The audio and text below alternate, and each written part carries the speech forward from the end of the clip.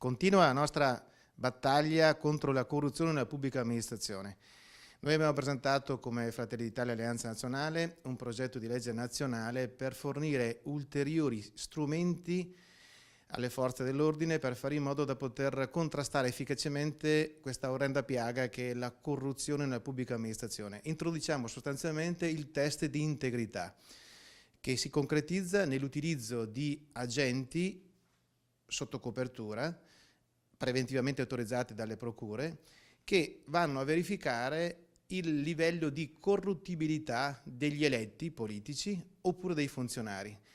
Nel caso in cui, offrendo loro mazzette, questi funzionari o eletti le accettino, vengono arrestati immediatamente da parte delle forze di polizia. Questo progetto di legge verrà presentato nel corso di un convegno organizzato per sabato 27 febbraio presso i chiostri di Santa Corona a Vicenza, alla presenza di Piercamillo Davigo, giudice di Corte di Cassazione, che affronterà assieme a noi queste tematiche per fare il punto della situazione di come possa essere efficace la lotta alla corruzione della pubblica amministrazione in Italia.